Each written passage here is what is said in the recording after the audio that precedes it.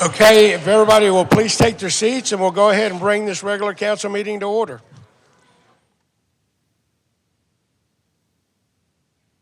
All right, today is May 12th, Tuesday, May 12th, 2026. It's 6 p.m. We'll go ahead and bring the regular council meeting to order. We're going to go ahead and start by the opening prayer and pledge of allegiance to the flags of the United States and the state of Texas. Councilman Guerrero. Everybody please stand. Okay, everybody bow your heads. Lord, we ask for strength, courage, and wisdom for each one of us to make the best decisions for our city. Please watch over this entire city council meeting as we all work together towards resolution and existing challenges and issues for the best interest of our residents. We worship you, Lord, as we accept your Son, Jesus Christ, as our Savior. Amen. Amen. I pledge allegiance to the flag of the United States of America and to the republic for which it stands, one nation, under God, indivisible, with liberty and justice for all. Texas flag. I pledge allegiance to thee, Texas, one state under God, one and indivisible.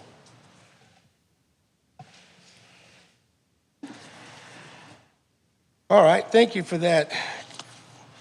We're going to go ahead. We have 4 proclamations this evening, and we're going to go ahead and start with the Historic Preservation Month, May 2026. Councilmember Guerrero.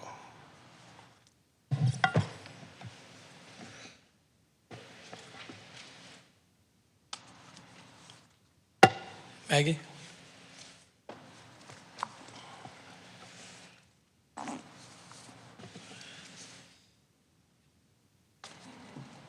That's fine. What did he say? Historic Preservation Month proclamation. Whereas historic preservation is an effective tool for managing growth and sustainable development, revitalizing neighborhoods, and fostering local pride while providing significant economic, social, and environmental benefits. Whereas established in 1973 by the National Trust for Historic Preservation, this nationwide celebration encourages communities across the country to honor and protect our shared heritage. Whereas the year 2026 marks the 250th anniversary of the Declaration of Independence, a milestone that invites all Americans to reflect on our foundational ideals. Whereas the National Trust for Historic Preservation has adopted the theme, All People Are Created Equal, for May 2026, emphasizing the vital importance of preserving places that tell full American story. Whereas protecting these historic sites connects our communities to their past, preserves the diverse narratives of our people, and inspires a more inclusive shared future for generations to come. Therefore, Mr. Ralph Rodriguez, Mayor, City of Schertz, and on behalf of the City Council, proclaim the month of May Historic Preservation Month. Signed, Mr. Rodriguez, Mayor of Schertz.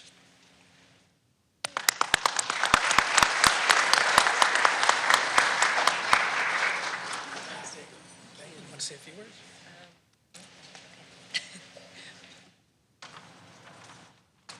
Good evening.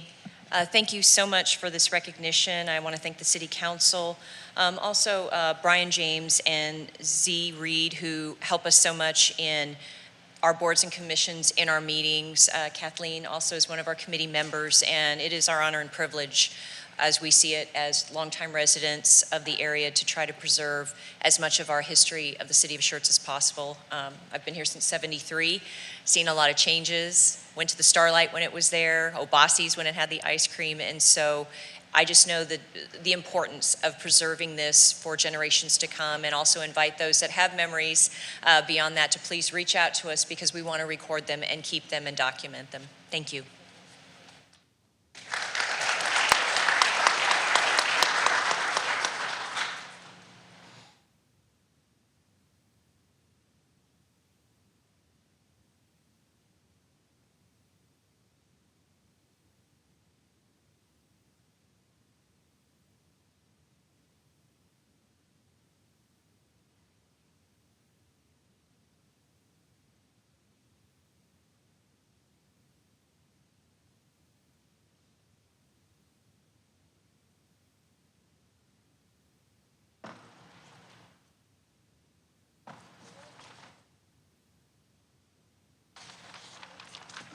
Thank you, Maggie. I do believe that trying to preserve the history of the city of Schertz is especially important, not just for us, but also for the future of our residents. And Maggie sure did bring back a lot of old memories, so thank you for that. Next, we're going to have the World Facilities Management Day, May 13th, 2026.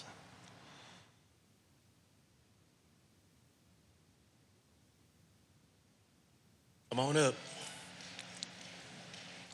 We can get Internal Services Director Donisha Harden, Facilities Maintenance Superintendent Chad Lonesbury, and staff Jeremiah Yandel, Lauren Vargas, and Joe Varial, Matthew Murrow, and Dylan Sandberg.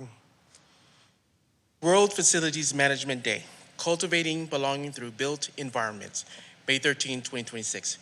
Whereas World Facilities Management Day is May 13, 2026, and this year's theme is Cultivating Belonging Through Built Environments, and whereas facility management is a profession dedicated to ensuring the functionality, comfort, safety, sustainability, and efficiency of the buildings in which we live and work, with professionals overseeing essential services such as maintenance, security, emergency response, and sustainability planning across a wide range of facilities. And whereas FM perform and oversee a variety of essential functions, including cleaning, security, maintenance, ground management, emergency response, disaster mitigation, project management, real estate management, and sustainability planning. And whereas FM plays a crucial role in every organization by ensuring that the built environment is safe, healthy, and productive, and organizations such as the International Facility Management Association support this profession through career development, learning, and leadership opportunities. And whereas World FM Day recognizes the vital contributions of facility management professionals and is fitting to express appreciation for their positive impact on our infrastructure, economy, and overall quality of life. Now, therefore, be it resolved that Mayor Ralph Rodriguez, Mayor of the City of Schertz, do hereby proclaim May 13, 2026 as World Facility Management Day, and ask our citizens to appreciate the service and dedication our facilities department provides to the City of Schertz each and every single day. Thank you. Thank you, sir.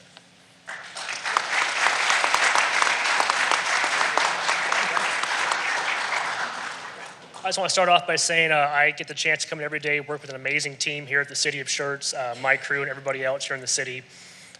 Thank you very much for giving us a chance to come on in here and make a difference in all of our city buildings.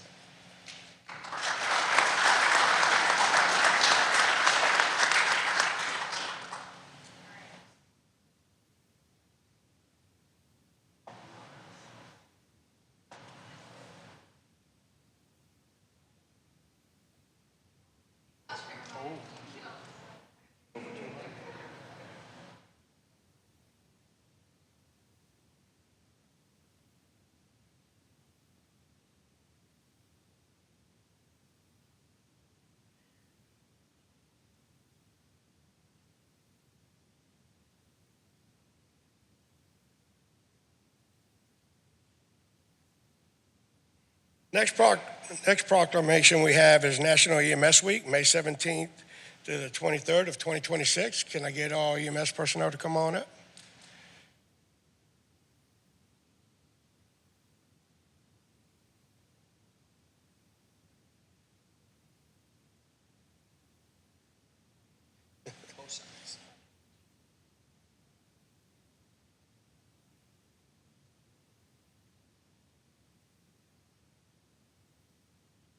Good-looking bunch.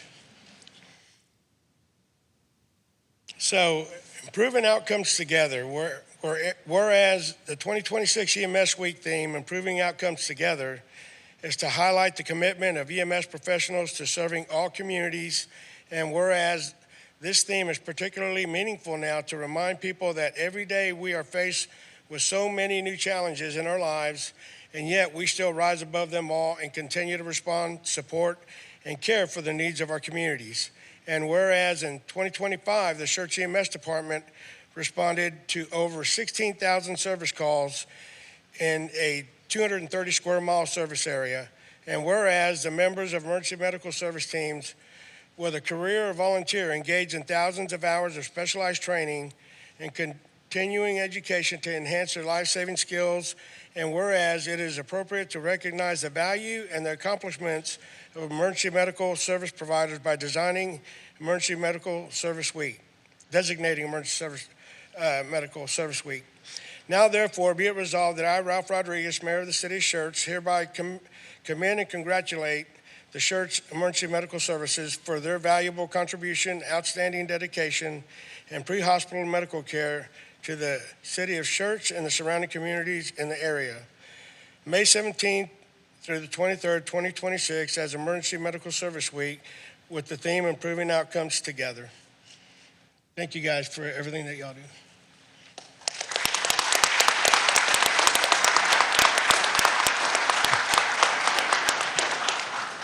All right, thank you, Mayor. My name is Jason Abbott. I'm the EMS chief.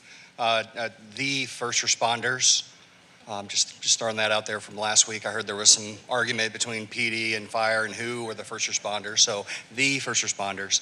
I do want to thank council and the mayor for their support. I just got a report walking over here. I want all of you guys to know we carry whole blood in the field. And last month, we had a record-setting amount of blood given. We gave 12 units of blood for the month of April, so that's 12 lives saved. And I couldn't do it without these guys. These are the ones that did it. So thank you all very much.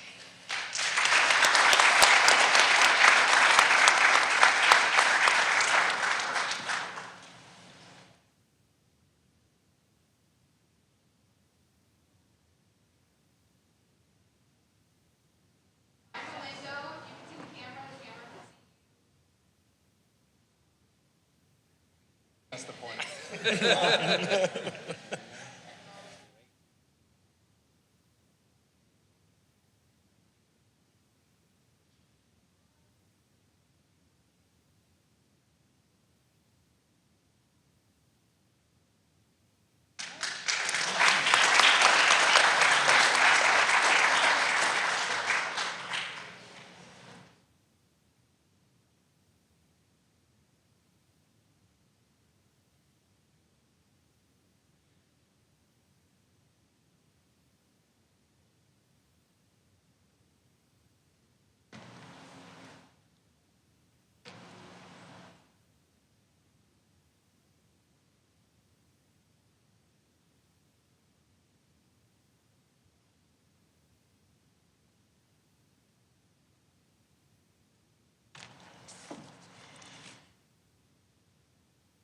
Our last proclamation that we have is TIFMA, which is the Texas Flood Awareness Week, May 18th through the 22nd of 2026. If we can get Engineering Director Kathy Woodley, will speak briefly and recognize engineering after the proclamation, and Public Works Director, Building Inspections. We can get everyone come up. Come on, get in closer. During the Texas Flood Awareness Week, I think is very appropriate, being that we've had all the rains with the ground saturated and rains to come.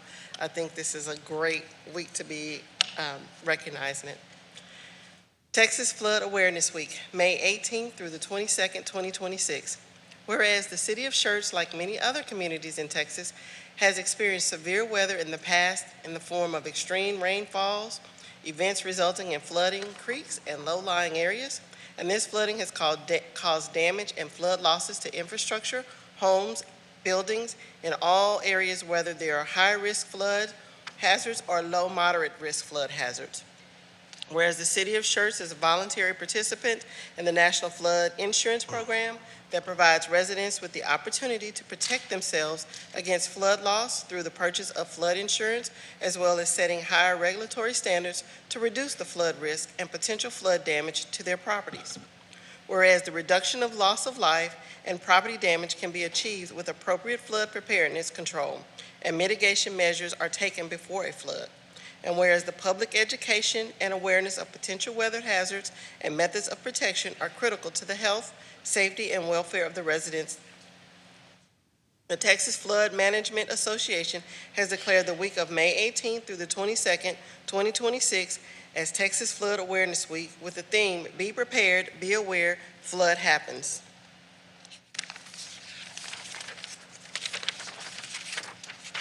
Now therefore, I, Allison Hayward, on behalf of the Mayor, Ralph Rodriguez, do encourage all residents to this week to identify their flood risk, create a family emergency plan, and assemble a disaster kit. By staying informed and being prepared, we can create a more resilient community. So remember, Texas Flood Awareness Week, May 18th through the 22nd, 2026.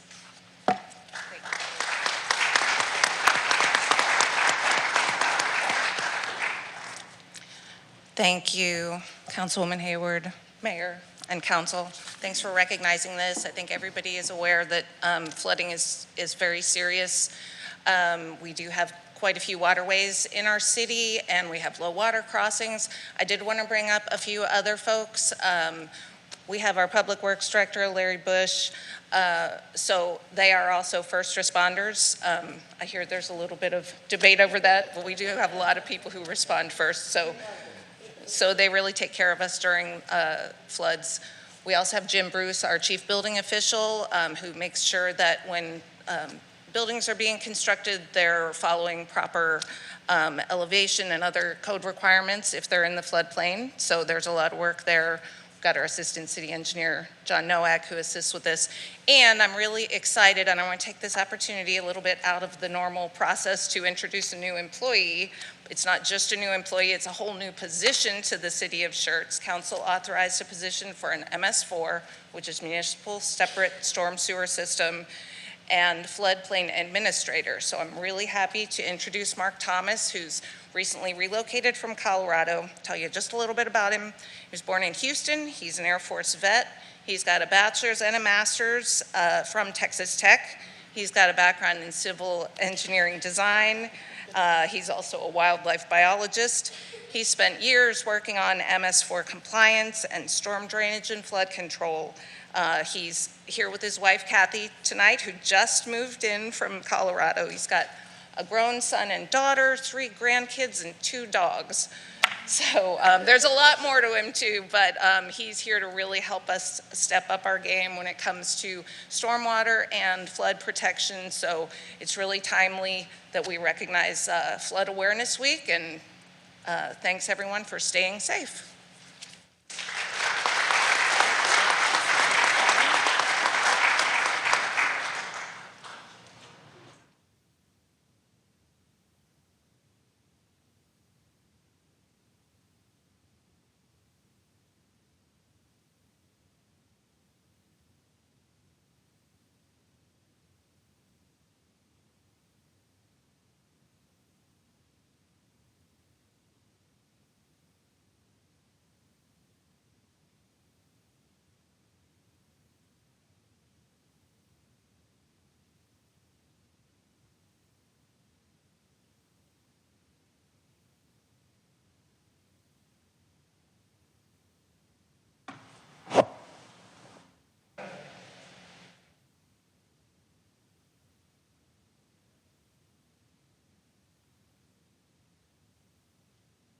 So next, we have presentations. The first presentation is going to be the mayor's portrait unveiling, and that'll be on behalf of honoring and recognizing our past mayor, Ralph Gutierrez, for everything he's done and all his accomplishments.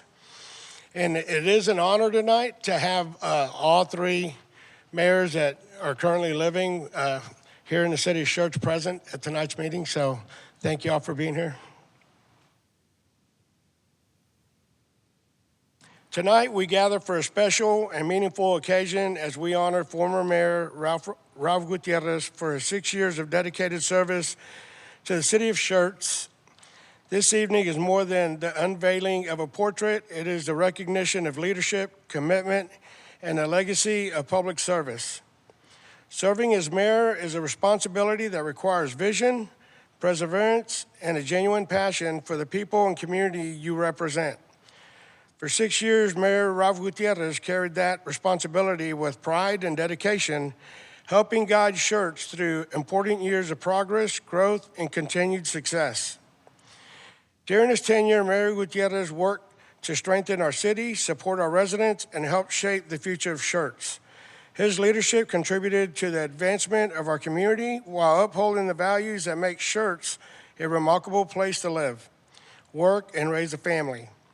Public service often requires sacrifice, and Mayor Gutierrez's 6 years of leadership reflect a deep commitment to this city and its people. His efforts, decision, and dedication have left a meaningful impact that will continue to benefit Schertz for years to come. Tonight, this portrait serves as a permanent tribute to his service as a reminder of the time, energy, and leadership he devoted to our city. On behalf of the city of Schertz, we extend our sincere gratitude to former Mayor Gutierrez for his 6 years of service, leadership, and unwavering commitment to his community. Mayor Gutierrez, thank you for your dedication, your vision, and your contributions to the city of Schertz. Your legacy will remain an important part of our city's history. It is now my great honor to unveil this portrait in recognition of your service with the deepest appreciation of a grateful community. Thank you, and may God continue to bless the city of Schertz. Mayor Gutierrez, if you'd like to come up and say a few words, you're more than welcome to.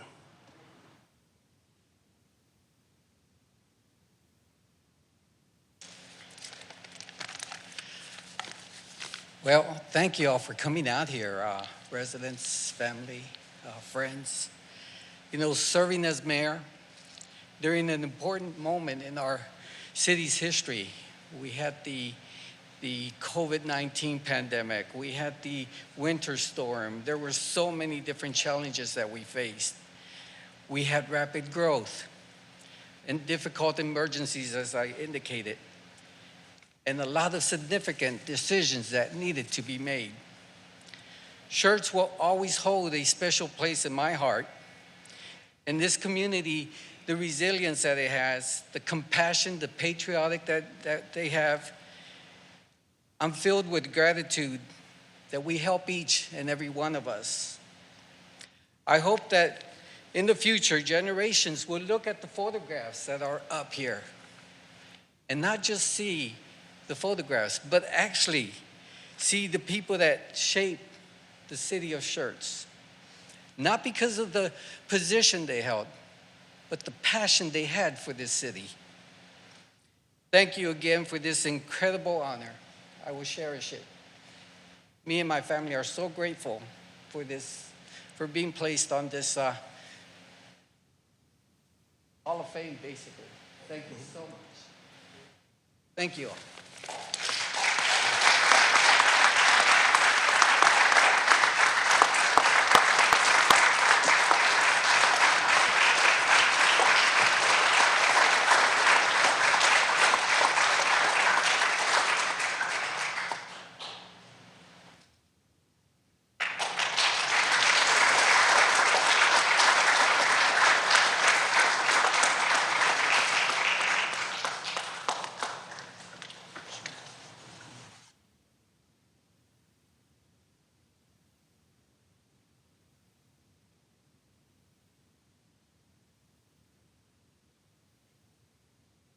Yeah, that would be nice. Mayors, if I could, can y'all come up so we can get a picture together, please? Walk away from there. Too quick.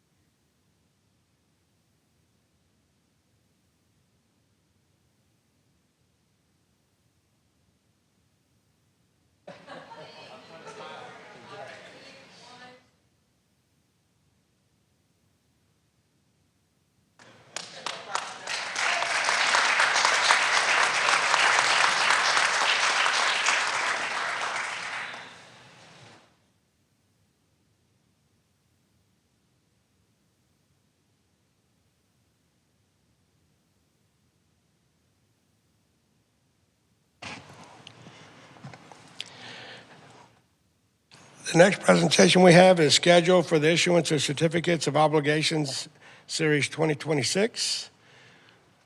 We have our finance director. All right, good evening, Mayor and Council. My name is James Walters. I'm the Finance Director here for the City of Schertz. Here we wanted to go over the plan for this year's 2026 Certificate of Obligation debt issuance. So here for the City of Schertz, back in August and September, we adopted the annual budget, which included this year the CIP, the plan for our larger projects, usually needing debt issuance to help fund the continued development of our city. In those, we split them out into four different groups. The Drainage Fund, which has $1.1 million to address the Windy Swan drainage issues. $7.8 million in streets and $900,000 in facilities, which include the replacement of aging generators here at the City Hall complex. The streets include continuation of the FM15 or the Lower Seguin Road project, the North Cliff, Country Club Boulevard, Savannah Mill and Overlay, as well as some other funds to complete the this year's SPAM projects, the street preservation and maintenance. Overall, that would be about a $9.8 million entry. The CIP did call for additional projects in the Water and Sewer Fund. However, due to project delays, we no longer need those funds this year. So that project timelines for those projects will be expanded out. And the city is now does not want to be issuing money if we're not ready for the projects. So that would be money we would take out, and we'd probably pay interest, and we wouldn't actually need to use those funds just yet. So with the CIP, one of the main benefits of that is that we tie in when we're actually going to spend the money with whenever we take out or make our debt issuances or attribute our fund balance to those kind of projects and line those up in a much better way so we can best utilize our funds. The $9.8 million in the general fund side is the $8.7 million was planned out with our CIP in order to keep the current INS rate, so cause no increase in overall tax rate. So that's why that number was selected and the projects were selected to tie into that overall funding amount. The timeline for the issuance. So here we are tonight on May 12th. We're kind of giving council a brief over what the projects are, what the overall timeline is. Kind of looking for overall just, hey, yeah, go ahead, everything looks good. No official vote needs to be done tonight. We would return on June 2nd. So issue a notice of intention resolution to issue certificates and reimbursement resolutions. So that's basically officially saying, yeah, we're going to go off and look at issuing debt this year. That will kick off the actual process. We'll publish notices in the paper, and we'll have that scheduled for final vote and get quotes on the debt issuances. Just like on June 3rd, we'll post the notice of intent on our website. And then the June 10th, we'll have the publication in our papers about the notice of intent. Hey, we're going to be issuing debt, or we plan to at least. And then we'll have a second notification on June 17th. We'll come back on July 30th. We'll schedule a rating agency call, so we'll contact Standard & Poor's most likely and get our debt rated. We are AA+ with Standard & Poor. That is the second highest credit rating a entity could have. So we're in a very good spot financially, as well as our capacity to issue debt at a very low cost. We're looking at August 4th for actual pricing. So we'll go out and see what kind of interest rate we can actually get on these bonds. And on that meeting, we would adopt the sale of the bonds through ordinance, and we would close and get the funds on September 2nd. Now, tonight, whether you say yay or nay, just kind of give us general direction. Even when we do the notice of intent resolution, we'll have a council vote for that one. All throughout the process, none of this actually requires council to lock in on the debt issuance until the August 4th meeting. So if we do the notice of intent somewhere down the line, we don't want to go forward with it, we can always cancel. We don't have to go forward with it. Even when we get pricing on the 4th, if the price is not good or something else comes up, council can at that time say, yeah, we're not going to go forward with it. We thank you for doing the work and giving some prices and being interested in the City of Schertz debt, but we decided not to do it. So We have Samco here if we have any questions over how the process works or the steps that go through, or over any of the projects. We have our engineering, of course, here in the audience as well, if there's any questions over what projects or what the scope of those projects would be. And here to just kind of answer any questions you may have regarding that process. And everything looks good. We'll continue on with the schedule you see here. Council have any questions? Councilman Robert Westbrook. Yes. So Samco, it may be a question for Samco or you. Yes, sir. Up under what circumstances have you ever, how to say it, not seen a city council adopt the pricing? Like when would you say, nah, this is not a good deal for the city of Schertz? Thank you. My name is Mark McLiney. I'm with Samco Capital Markets. We assist the city when they borrow. Your question, when have we seen an opportunity or when we decide not to proceed? Yes. If you might remember, Lehman Brothers bond failure or company failure back there in the financial crisis, we had a bond sale on Monday and they failed on the weekend. We came in, had interest rates, but the interest rates were 8% when we were expecting 6%. And we said, let's not take these bids. So we stopped the process. We waited 3 or 4 months to the market to settle. And then we came back and got the rates that we expected. So that rarely happens, something like that, but it does. It can occur. And so we don't want to force you. And that's why you have these, I'll call them escape routes between now and August 4th. If we hit a bad market, we don't want to pursue. And I hope that answers your question. Yes, sir. So just give a rough estimate. Is there an interest rate you would say, nah, this is bad? Well, right now, in interest rates, we follow, the municipal bonds follow the 10-year Treasury bond. The 10-year Treasury bond has bounced around between about a 4% to about a 4.45 right now. And that's over the past 6 months or so. So unless rates really skyrocket, we don't want to miss the market, because what you've got is interest rates might be at 4.5%, and we think, oh, they go up to 4 3/4. We say, well, let's wait. Well, what happens if they go to 5 1/4 or 5.5? So my boss, who started working with the city in 1948, believed you borrowed when you needed it. Good point why James said, the wastewater we're going to delay because we don't need that money. And then we use the opportunity to refinance the bonds when interest rates come lower. So you take advantage of that, and we've done that many times over the years, where you refinance the bonds when interest rates came lower. And so that's what we would probably do, because you don't want to change a plan if you have needs for construction over 25 basis points or 30 basis points in a market, because 6 months from now, that may be 130 basis points. Got you. Thank you, I appreciate it. I'd like to throw in if those rates come back higher than what we anticipated, because our goal with how much we're issuing and how we scheduled out and forecasted out these projects is we have a general understanding of a mandate from council that we are not supposed to raise the tax rate by doing these projects without express consent from council. And so the amount we chose in the project we chose should not be raising the tax rate. If the rates come back higher and we would cause the rates to increase, without council's blessing, we would go back and restructure our debt, as Mark McConaughey said, come back in a couple months, restructure it, maybe do a smaller amount, or give council the opportunity to go, maybe we should raise tax rates because we don't want to fall behind on these projects. That would be the other side of that. So if we came back in higher, we're like, oh man, this is going to cause the rates to go up. We don't want to do that.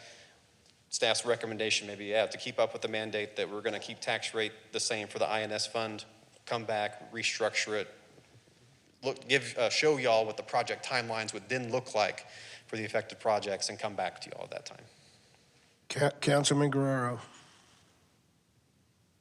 How frequently do these interest rates change? And what's the highest and what's the lowest you've seen? The interest rates change quite a bit. Mostly the biggest areas are when the federal funds rate changes.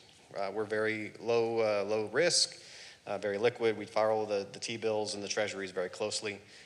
Just slightly higher than whatever the U.S. government can get as far as interest and borrowing on it. So when the federal funds rate goes down, rates for us go down. When the federal fund rate goes up, rates go up for us. Right now, the markets have been looking like they may or may not go down. We've been looking at forecasting a decrease in the federal funds rate for quite a while.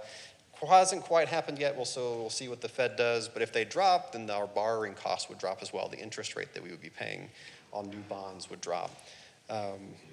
We've seen as low as about 2.5% at the Great Recession time frame. We're issuing just after 2005 to 2010-ish. The highest rates were not too long ago. Some of the individual annual payments, I think the true interest costs were for us, about 4.8, about 5, with individual years in that structure being about 5.5. And so with rates coming, we've already had a drop in the federal funds rate since then, so we would anticipate these bonds being less than what the last ones we came out with. Thank you. Do we have any other questions? Having none, thank you. Thank you. So we will proceed and come back to you on June 2nd to propose the notice of intent resolution to get the process started. Thank you. Thank you very much. Next, we're going to move on to city events and announcements. Announcements of upcoming city events. Mr. Brian James. Thank you, Mayor. Just a reminder for folks, we have the runoff election this coming Saturday, May 16th. That's for council member place 6 to serve the remainder of the term expiring November 2027. Again, you can go to our website for more information on that. But again, the polling location is the elections office here in Schertz Annex on Elbell Road. Election hour is 7 a.m. to 7 p.m. Canvassing for that will be May 26th.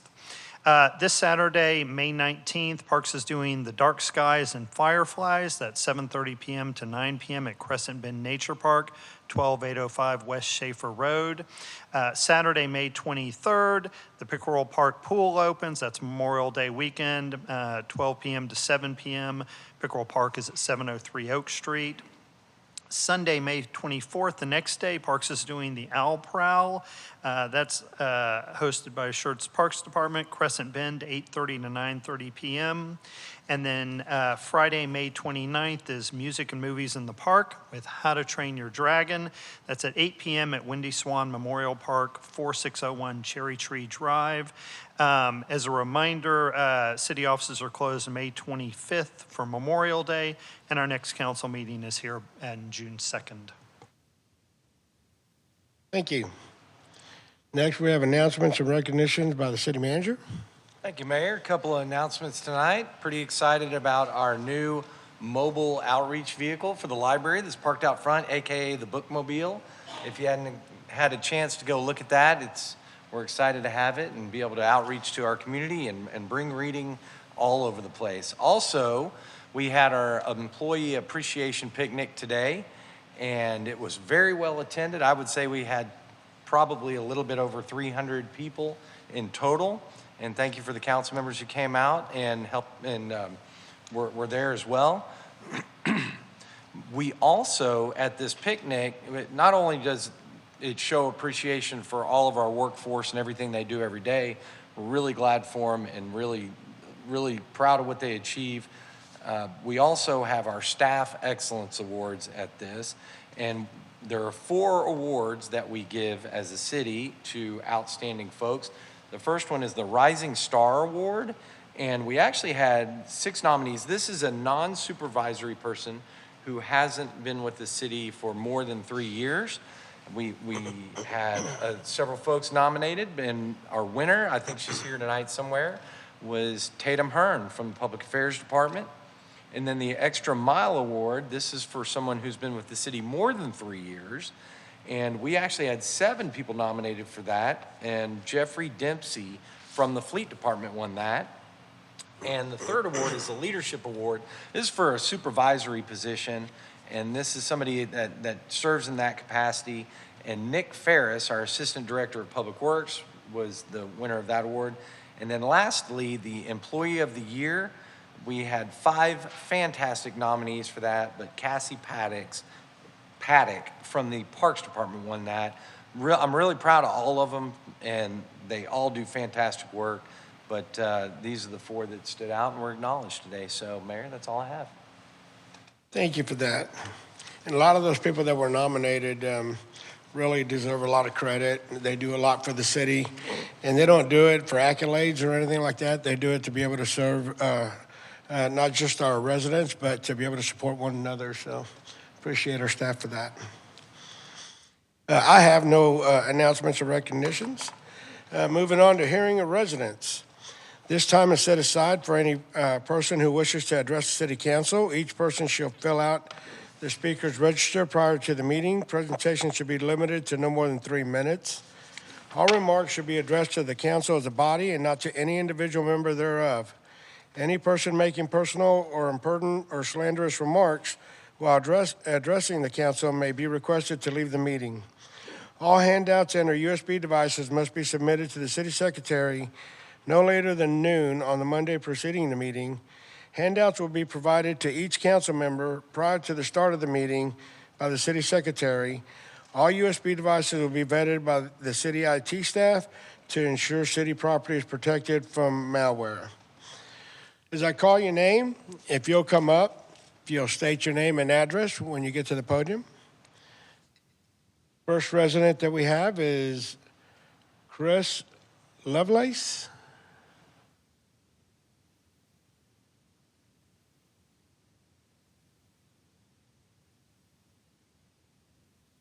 Hello, my name is Christopher Lovelace. I am in the part of the Chamber Leadership Corps class, and one of our classes we came and toured the city of Schertz. So, and one of our stops was here at the Chamber, and I just want to take my time to say thank you and for hosting us. I am with Chris Lovelace in the same class, and also my name is Juan Enrique Fajardo, and I also want to thank you for all your time and all the hard work you guys do for us. Thank you. Thank you. Next, we have Ralph Gutierrez.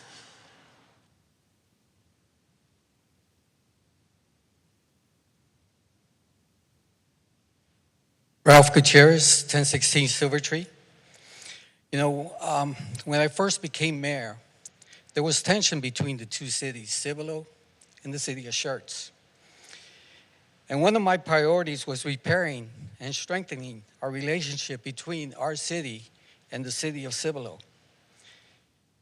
While Schertz and Cibolo will always be naturally competitive in certain areas, we reached a point where leadership became professional and respectful, rather than tense and adversarial. Those relationships did not happen overnight. They required communication, trust, and consistent effort from leadership from both cities. That is why I find it very concerning that an item regarding the sale of our water leases is moving forward without a joint discussion between the 2 governing cities. When 2 cities share partnerships, infrastructure interests, and long-term regional responsibilities, communication matters just as much as the transaction itself. My concern is not necessarily whether the discussion or negotiations would occur or whether or not you agree or disagree. You see, decisions involving shared interests should never leave a partner city feeling excluded from the conversation or uncertain about the intentions behind the actions of this city. That is how misunderstandings begin, and unfortunately, that's how tensions reemerge. Regional relationships are important.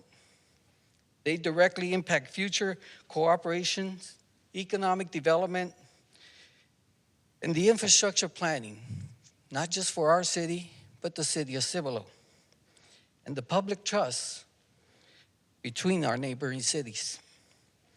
I urge this council to table the item on the agenda today and encourage you to have that meaningful discussion with our sister city, the city of Cibolo. before any decisions are made. Thank you. Thank you. Next, we have Penny Jennings.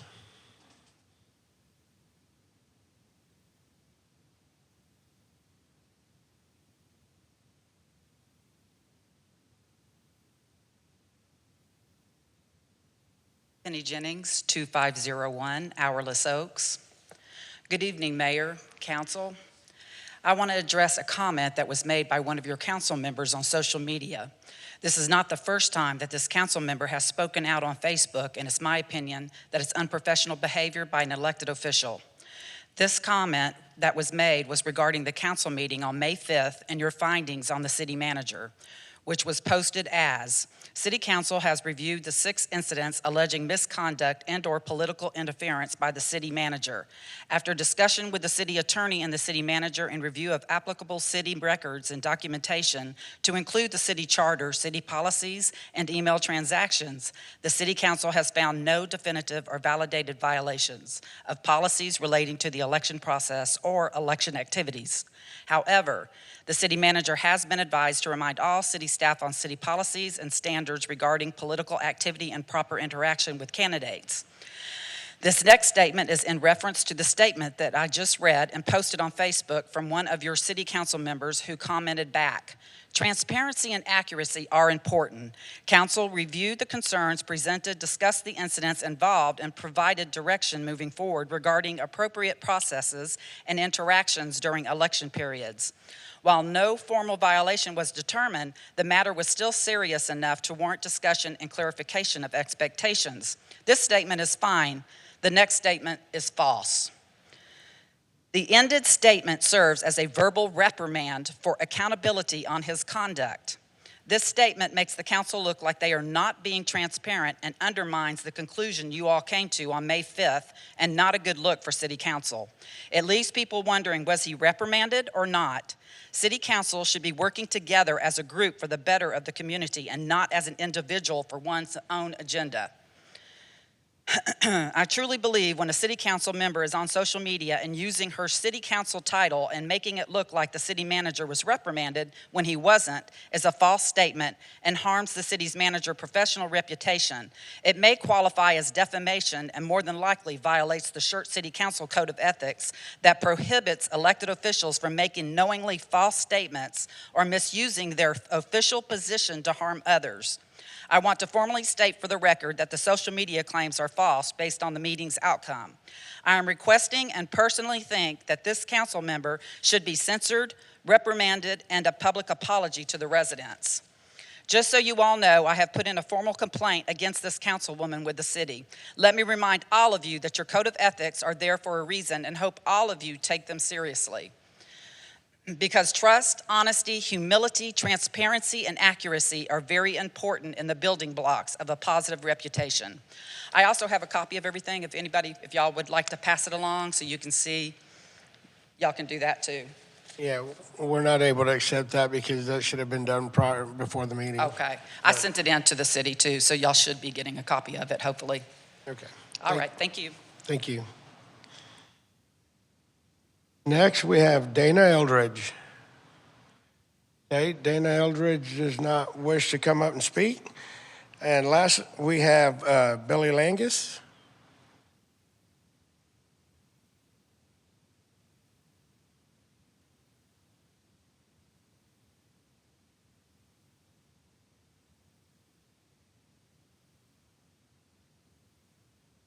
Good evening, Mayor, council members, and staff, city staff. My name is Billy Langus. I reside in Jonas Woods in Schertz, Texas. I'd like to address the council and ask that you would consider having the residents speak earlier in the meeting, perhaps even first on the agenda, because the chamber was full of residents a short time ago, and most of them leave after whatever it is they participate in. Because of that fact, they're not here to listen to what citizens wish to address. Therefore, the citizen who has something to be addressed does not get the support of the city population.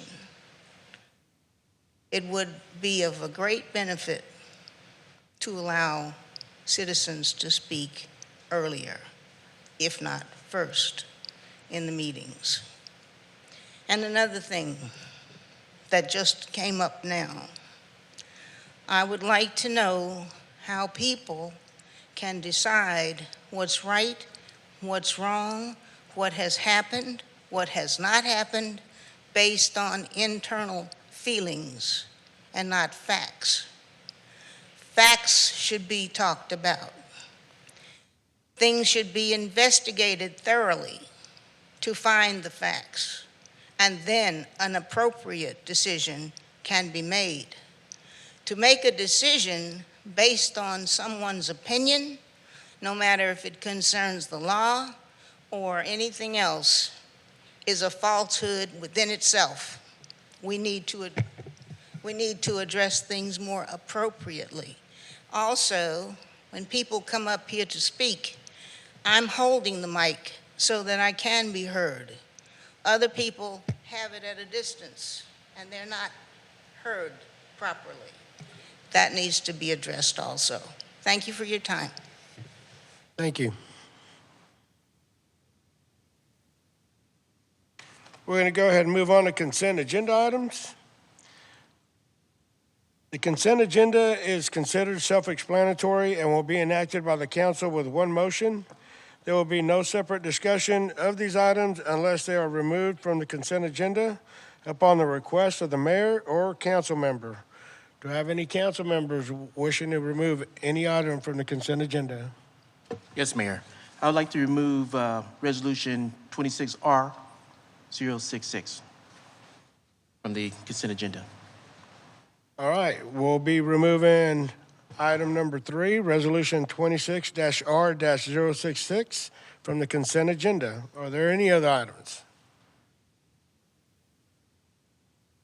Yes, Mayor, I'd like to, item number 4, Resolution 26-R052, authorizing bad debt revenue adjustments.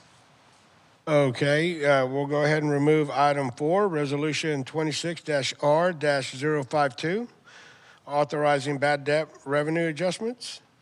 Are there any other items?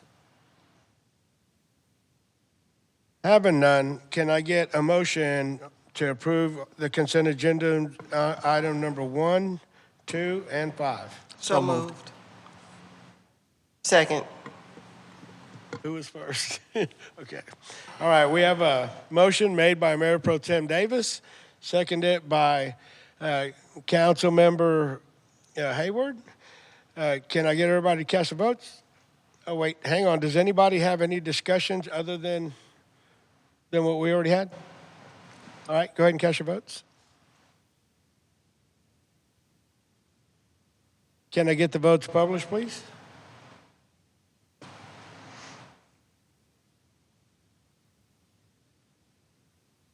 All right, having 6 yeas, no nays, motion passes. Okay, first item up for discussion on action items is going to be item 3, Resolution 26-R-066, authorizing continued legal representation by Denton Navarro, Rodriguez, Bernal Santee, and Zek on matters concerning regarding the sale of water rights.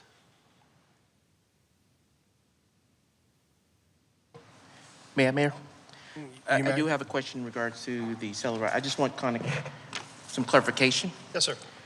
Can you clarify the specific purpose and the intent of this resolution and confirm whether this action is limited solely to legal representation or conflict authorization or the sale of the water rights? That's exactly right. So the issue is, to be more clear, is that the firm of Denton Navarro, Rodriguez, Bernal, Santee, and Zek, changed attorneys in the time I've been here, so I get the names wrong, represents both the city of Schertz and the city of Cibolo. And so when we have discussions with Cibolo, that involve us needing to consult our attorney, if the attorney's firm represents both, then we have to look at it and evaluate and basically indicate that we're okay with them representing both of us. And generally, I think as former Mayor Gutierrez says, we have a good relationship with them, and we don't see it as an issue of them providing legal advice to us while they're providing legal advice to Cibolo. The alternative to not do this is they'd say, well, we can't represent you in the matter. We would have to go out and find a different attorney to represent us and guide us as we move forward. So just to be clear, as the staff report indicated, and maybe I didn't write it clearly enough, is we have started having conversations about options of potentially selling water rights.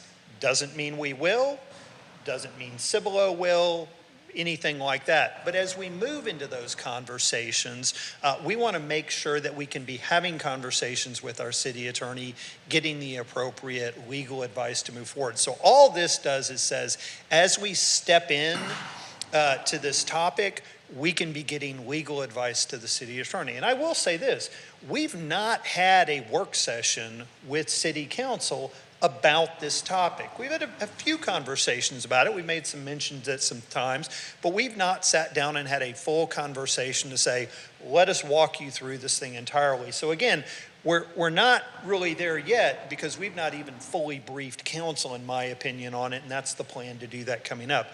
But in doing so, we want to make sure we can be having conversations with the city attorney, getting advice from him, staff can be getting advice and feedback. So that is all this item does.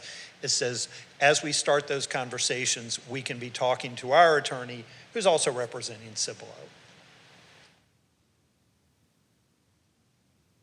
Any other council member have any other discussions? Councilman Guerrero. Mr. James, you said we're going to have a workshop on this so you can so everything can be explained That's right. left to right. That's right. This is a big, complicated topic, right? And especially with everything we hear in the news today, you know, what's going on with the city of Corpus Christi, for example, the drought we're in, if you've talked to the folks at the Edwards Aquifer Authority, and they'll talk about that, right? Water rights are certainly precious. It's something we kind of had taken for granted, but we spend a lot of money on. So we certainly understand the importance of that. And so, yeah, we plan to have a conversation, frankly, to inform council, to inform our residents. Many folks don't know. They turn the tap on, water comes out, but don't know where we get it, how we treat it, how it gets transported, things like that, how much water rights we have going forward, what has to be done to grow the system, things like that, and where we're headed in the future. So I would say this really, I think our first work session is probably going to be really a foundational 101 to set the stage, make sure we all kind of have some basic information, including our citizens, and then we'll talk about what our options are going forward, the pros and cons to all of this, because there's no perfect solution. Much of what we do and what I think we'll find with water is, well, this has some good and bad to it, this has some good and bad to it, and we need to spend the time we need talking about that going forward and not move into it too quickly. And so, yeah, the first step is really to frankly have a work session that we've not had yet, but this is to prepare us to be able to do that effectively and thoughtfully. Yeah, definitely, because I want to know how we're going to be in 10, 15 years. I don't want to have a shortage of water for our residents. I would agree with you, and I'd go further than that, right? From a staff perspective and the things we do, we're thinking well beyond 10 to 15 years, right? Because if you think about it, we're celebrating our kind of 50th Jubilee coming up, right? So it's not just 15 years, it's 50 years from now. It's 100 years from now. It's a time when no one who's in the room today is still alive, but our children, grandchildren are, and they're going to be sitting there going, why do we have the things we have that were positive? Why do we struggle with the things that we didn't?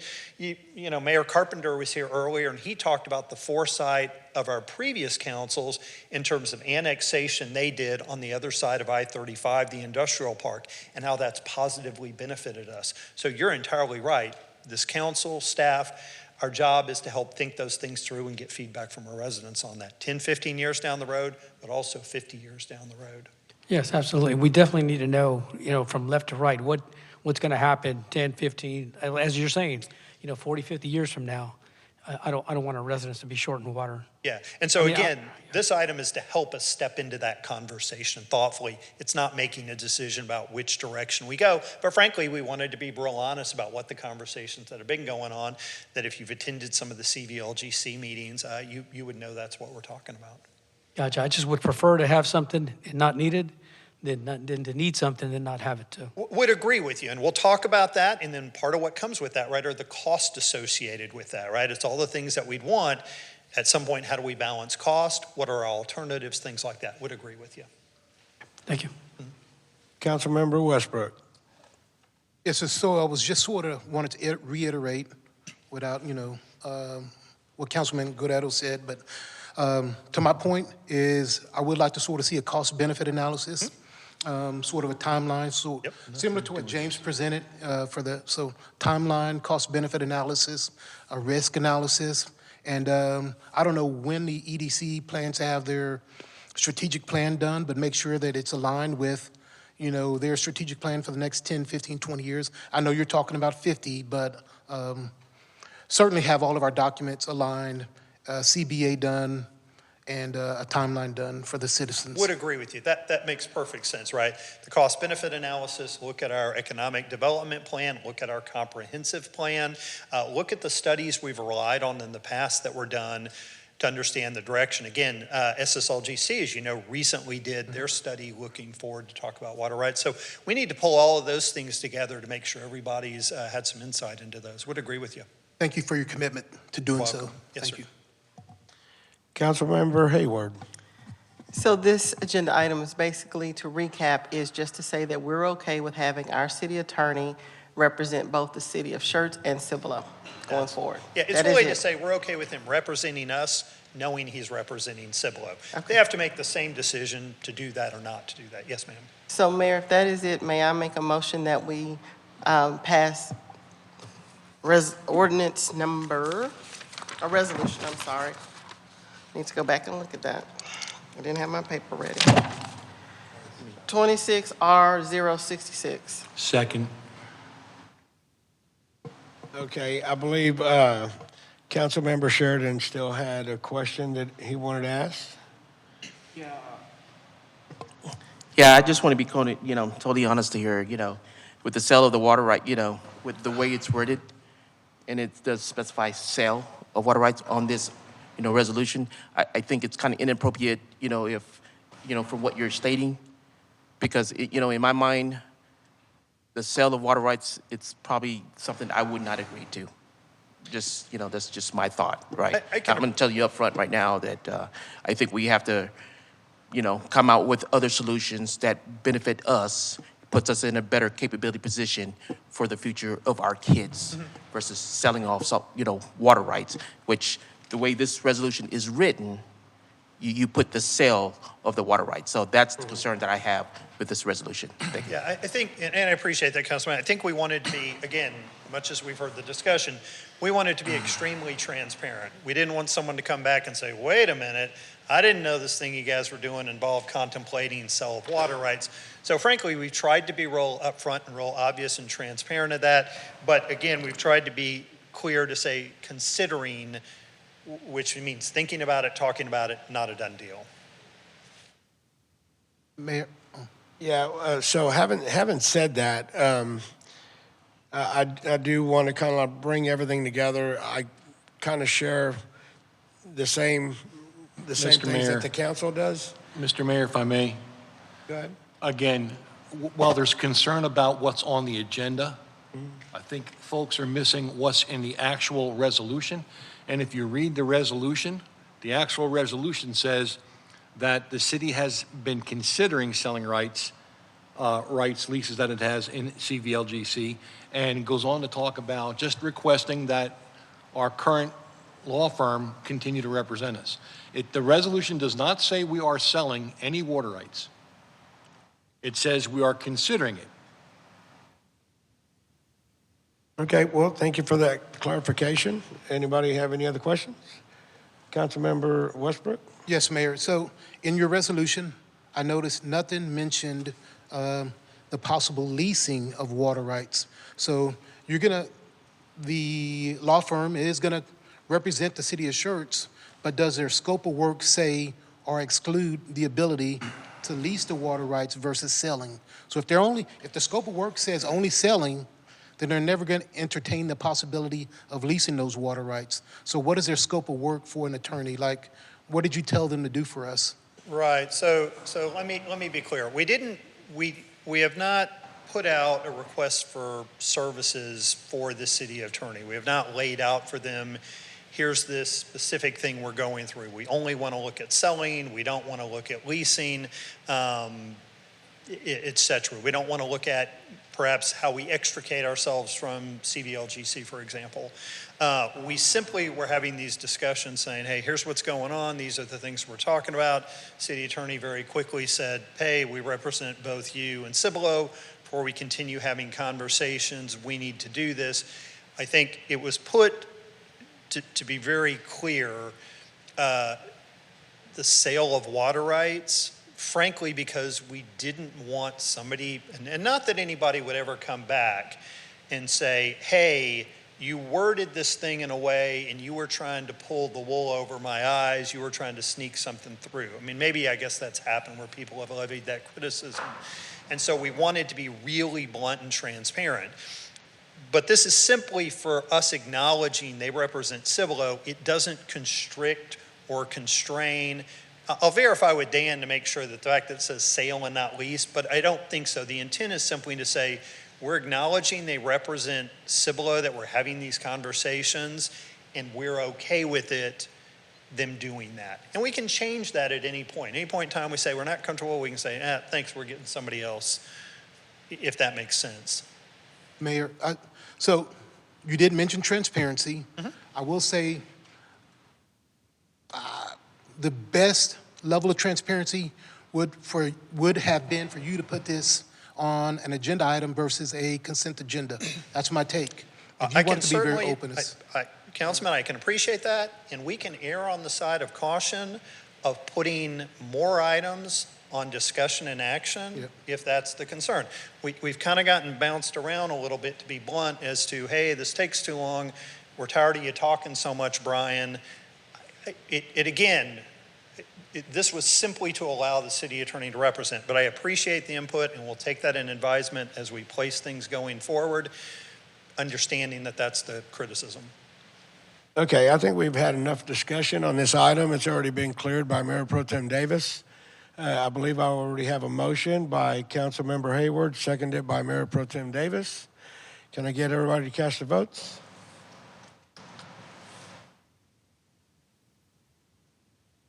Can I get the votes published, please?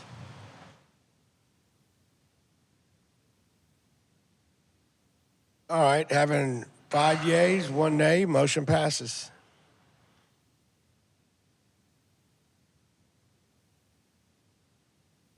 Moving on to the next item, Resolution 26-R-052, authorizing bad debt revenue adjustments. Hey, go ahead. Did you have any clarification on that, Councilman? Yes, sir. Yes, Mayor. I'm trying to get to my agenda items. All right, so the last time we had a write-off adjustment was in February. Yes, sir. And so this time we're going to write off 700,000 and change, 787,000. Yep. Yes, sir. All right. And so I think when I was reading through it, what are we talking about? What's the difference between EMS charity care, and utility billing in terms of writing this stuff off? I think we can have EMS Chief Jason Mabbitt come up and explain the difference. Fair enough. And we have, generally we have 4 areas that we'll review for write-offs. One will be EMS, one will be utility billing, are the 2 most prominent ones.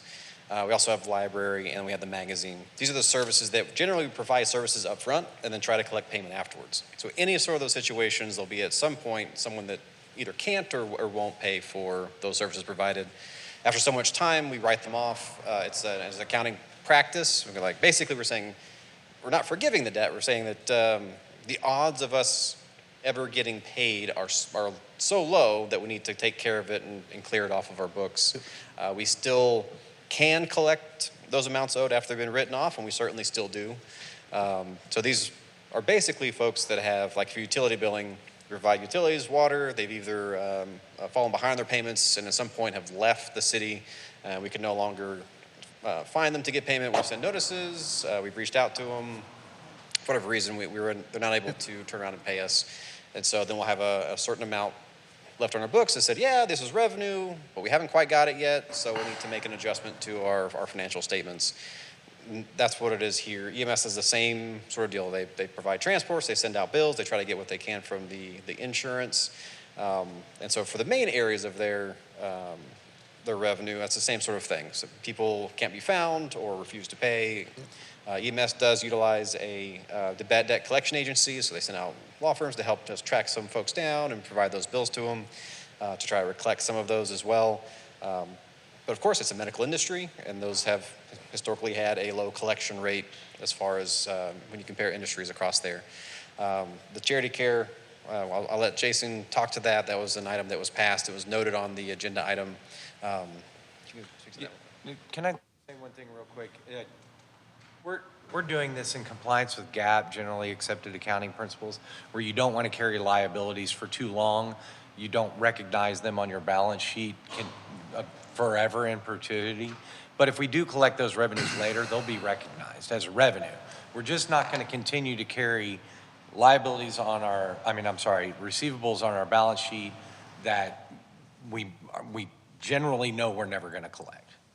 I want to make sure I understand it. It gives a misrepresentation of your financial statements if you do that. I want to make sure I understand the question. You want the difference between bad debt and charity care? No, EMS charity, and the third one was utility billing. So utility billing, people don't pay their utilities, and they're just, after 180 days, we just sort of say, hey, remove it from the revenue side and write it off. It's just bad debt. Yes, so as long as they're in the city, we'll continue to try to collect. We'll work out payment plans for folks that have trouble paying. We offer locations where they can go for assistance and apply for other aid if they still have financial trouble in paying. This is only after 180 days of no activity whatsoever. This is no bills, this is no payments. These people have basically been gone from the city and unreachable for the past 6 months. And those are the accounts that we go, we won't be able to find the likelihood of us finding and tracking these people down, because obviously they're probably not even in the city of Schertz anymore. We're just not sure where they'll be. Same thing kind of for the main EMS areas. Some of these folks that they get transported may not even live in the city of Schertz. They may be passing through. They could be from another state, another country. They may not even be citizens of Schertz. So it creates some other issues kind of tracking them down to try to get payment.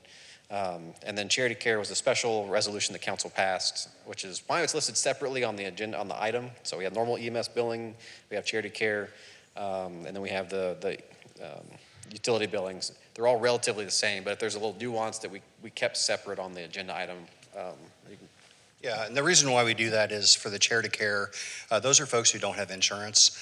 We actually then can apply for some funding through HHSC, and over the last 5 years, we've collected over $2 million in reimbursement for that, for those write-offs for charity care.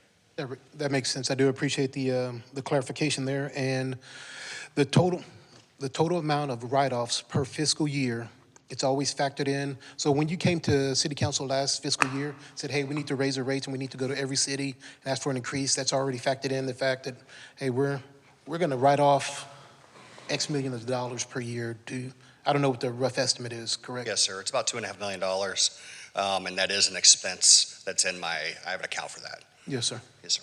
Thank you, Chief. Thank you, James. Mr. Walters. Thank you, Mayor. I'm done. That's all. Okay. Any other questions? If there are no other questions, can I get a motion? So moved. Second. All right. I got a motion made by Councilmember Hayward, seconded by Councilmember Westbrook. Can I get everybody to cast their votes, please? Can I get the votes published?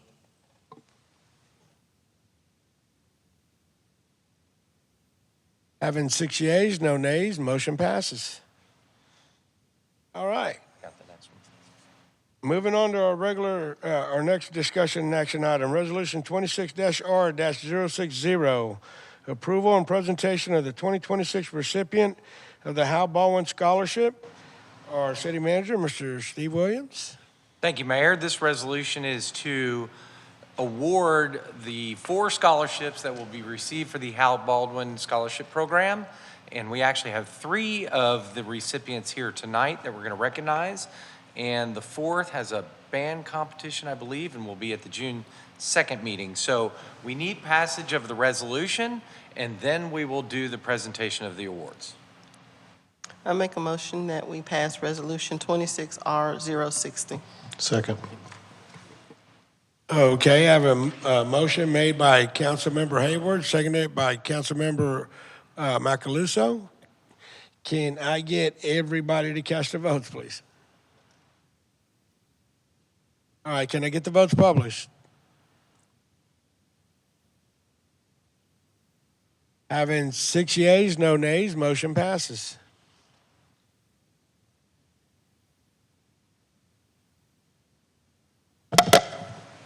Thank you. I'm doing the presentation tonight in lieu of Sarah Gonzalez. She is not here, so I'm going to take a few minutes.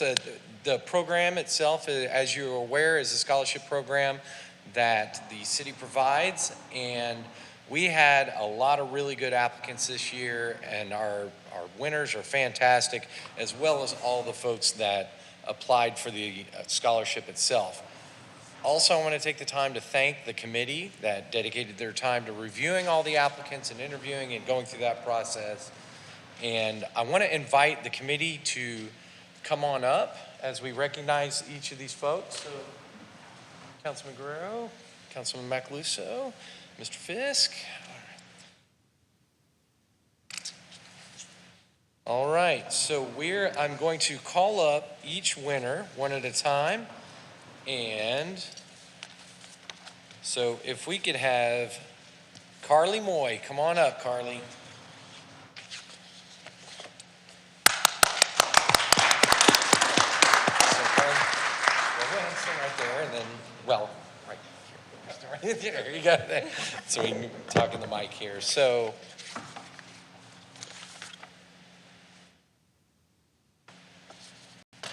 Carly is a recipient of our $2,500 scholarship, and she was actually a former Schertz Young Leader participant last year as a junior, and she is a senior this year at Samuel Clemens High School. I was looking for Maggie to say go Buffs, but go Buffs, and she'll be attending Texas A&M University in the fall.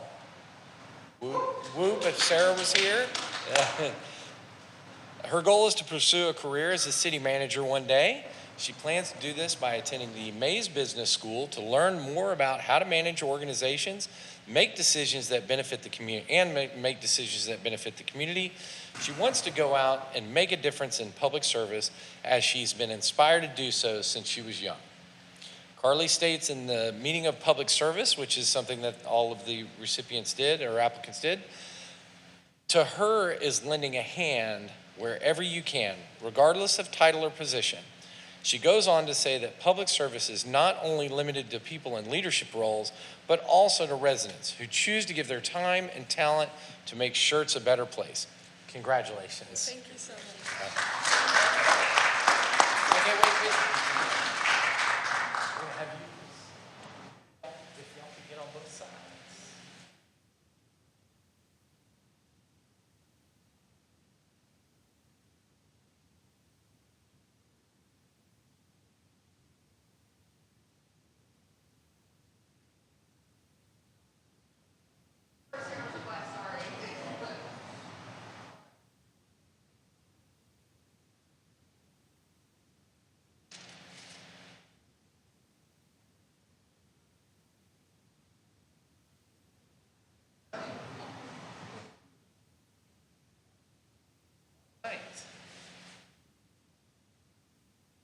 So our next recipient,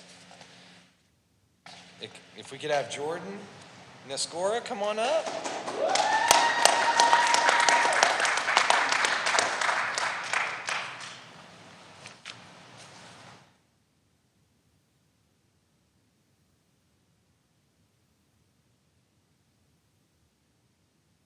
So Jordan Nescora, am I saying that correctly? Nescora is a senior at Steele High School, go Knights, and will be attending the University of Texas in the fall. Her goal is to pursue a degree in environmental science on a pre-law track to practice agricultural and environmental law, so that one day she can develop the scientific understanding, legal knowledge, and policy perspective necessary to advocate for responsible land stewardship, natural resource conservation, and the long-term sustainability of American agriculture. Jordan states that the meaning of public service to her is the conscious decision to use one's abilities, education, and influence to improve the lives of others and strengthen the communities that depend on thoughtful leadership.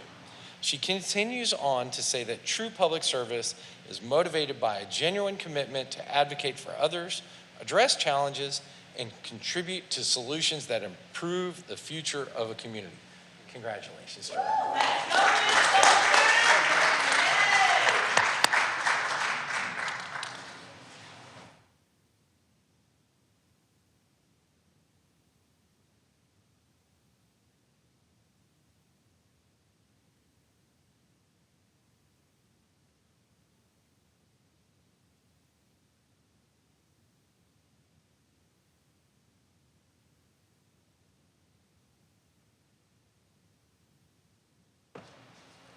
Well done.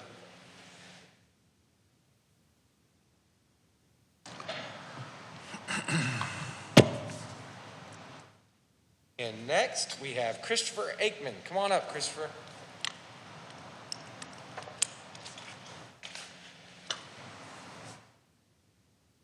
So Christopher is also a recipient of the $5,000 scholarship, and he was also a former Schertz Young Leader participant last year.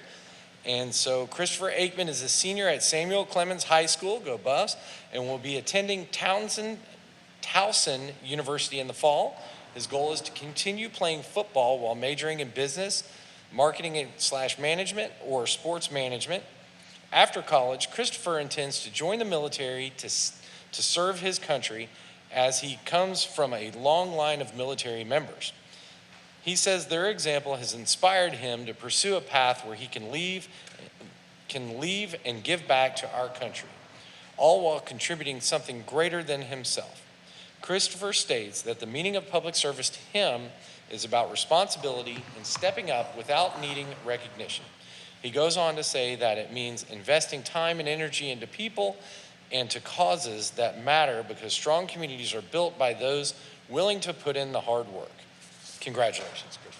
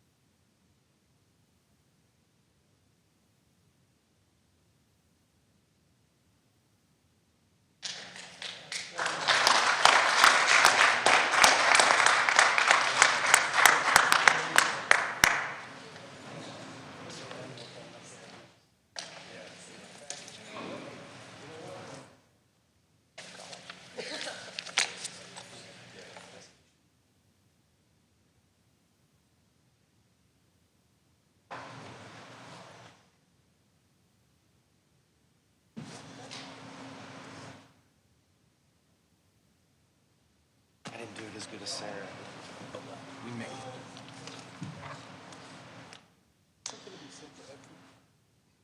All right, moving on to item 7, Resolution 26-R-065, authorizing the Fourth Amendment to the Southern Plant Wastewater Services and Funding Agreement. Mr. Brian James. So the item you have before you is an amendment to the Southern Wastewater Plant Funding Agreement. So this is CCMA's South Plant, not CCMA's OJ Riedel Plant, which OJR plant, centrally located sort of between Schaefer Road and 78. This is the plant down south by IH-10 off Cibolo Creek that provides sewer flow to the southern area of the community. Going back in history, as the staff report lays out, so in 2014, we entered into an agreement with CCMA and the city of Cibolo, essentially for CCMA to build this plant to serve both communities going forward in the future. And at that time, the key provision was CCMA was going to build a plant that had a minimum of 500,000 gallons per day of capacity. And with that, the way the agreement was stated is that initially Schertz, it was assumed, might have the full complete rights to that. However, City of Cibolo had basically 9 years to provide us notice in CCMA as whether they wanted to opt into the plant. And if they opted into the plant before that 10th year, then essentially the way it would work is the city of Schertz would pay the bond payments for the first 10 years. We would split the bond payments for the next 10 years, and then Cibolo would pick up the bond payments for the last 10 years.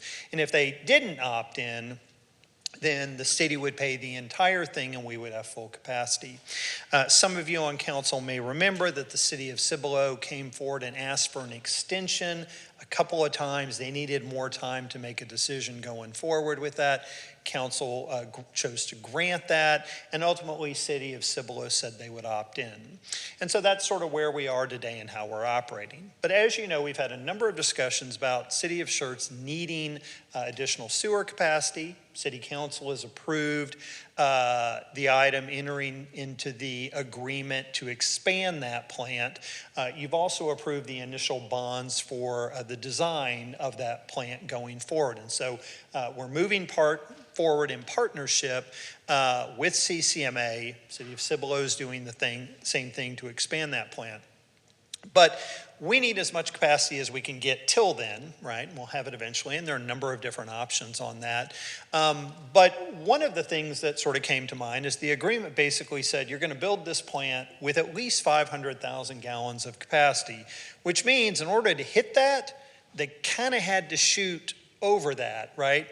And so as this staff at Schertz has approached CCMA, we've said, can you tell us how much capacity the plant actually has? Now, to be clear, TCEQ has to sign off on that. They haven't done that yet, but CCMA is fairly confident it'll have at least 100,000 gallons of capacity, so essentially increased by 20%. And Schertz, we basically had been saying we'd like that capacity. The agreement is silent really on what it means, and to avoid issues, what we started doing are having conversations with CCMA and then Cibolo about we would like that extra capacity. But with that, the fair thing to do seems to be we've got, as the capacity goes up and it goes from being a 50-50 split to closer to a 60-40 split, it makes sense that the city of Schertz would pay 60% of the cost of that. And so that's essentially what this amendment does. It basically says at this point, we think there's at least 100,000 gallons. There may be more, there may be slightly less. But assuming it's 100,000 gallons, this is the percent that we've got. It lays out the percentage that Schertz would pay. But it also basically says that whatever that amount comes in, the proportional payments will be adjusted. So we're not having to come back if it goes up, instead of to 600,000, it comes in at 605,000 or 625,000 or 599,000. The agreement basically lays out that funding mechanism. So this is essentially to amend that agreement to give Schertz the rights to that additional capacity in the plan above the 500,000, and that we would pay our proportional share of the capacity that we have. And so with that, I'd be happy to answer any questions. Any council members have any questions? Having no questions, can I get a motion? So moved. Second. All right, got a motion by Councilmember Macaluso or Councilmember Mayor Pro Tem Davis, stand corrected, and Councilmember Hayward. I didn't know who came in first. Can I get everybody to cast their votes, please? Can I get the votes published?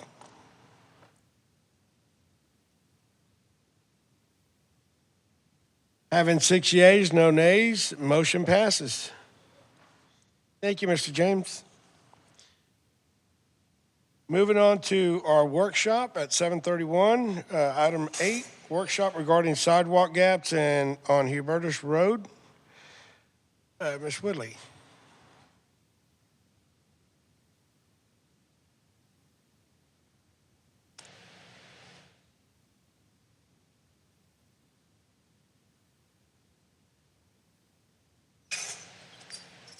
Hello again, Council, Mayor. We've been hearing a lot about the gaps in sidewalks throughout the city, but particularly Hubertus Road, where we've got a middle school and an elementary school with a lot of kids needing to walk there. So we're going to go over the existing conditions and some options that we have to work toward filling those gaps. So to show the existing conditions, this is Hubertus Road, 482 kind of to the northwest, and 35 and the access road to the southeast. The blue lines represent where sidewalks do exist. On the west side of the road, it's a 10-foot wide multi-use path. On the east side of the road, it's a 5-foot sidewalk. The green are gaps in the sidewalks. So looking at this property by property, the first section that I'll describe is this vacant parcel between the convenience store gas station and the elementary school on the west side of Hubertus Road. So zooming in there, this is the vacant parcel. We do have current applications for a plat and a site plan for this property, which includes some dedication of right-of-way and construction of a 10-foot multi-use path. We expect that to probably get started within several months, and the anticipation or the anticipated completion would be within the year. Now, the city doesn't have control over that. This is a private development. This is part of their requirement in order to have the development approved. So this is not a guarantee. However, they would do it. If we built the sidewalk, it would be approximately $19,000, $20,000. If the developer does it, then the cost is fully borne by them. Also, so that's it on that one. And once that gap is completed, then there would be a full sidewalk all the way down, sorry, I'm having a little trouble with the mouse, all the way down the west side of the road. Also, I want to point out that the school district and the sheriff's department do have an active crossing guard going from one side of the road to the other at the middle school during school traffic hours. So the next parcel that we'll look at is the Randolph Brooks parcel at the corner on the east side of Hubertus Road. There is a gap here. There is existing right-of-way and space to build a 5-foot sidewalk. It's about 300 feet long, and the estimated cost is about $12,000. And I apologize, I said 5-foot sidewalk. This would likely be a 6-foot sidewalk.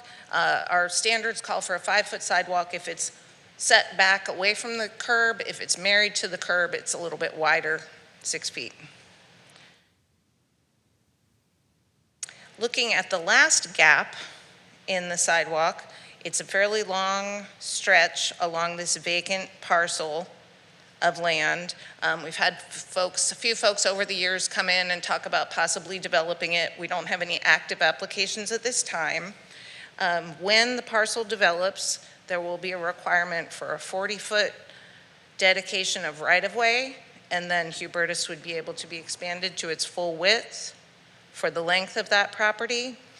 And there would be a requirement also with the development that they construct a 5 or a 6-foot wide sidewalk along Hubertus Road.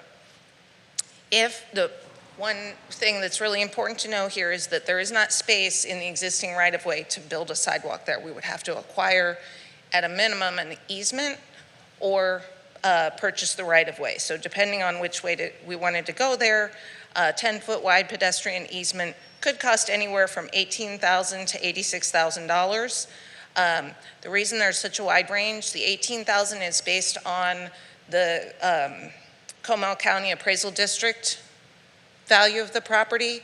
It's not a market value, so quite often we need to do an appraisal that would identify the market value of the property, which we're seeing numbers that are significantly higher than the appraisal district values. So that's where the 18 to 86,000 comes in. If we were wanting to go and purchase 40 foot of right-of-way, that could be from $85,000 to nearly $400,000. And both of these options could potentially require eminent domain if the city really wished to pursue that, that purchase.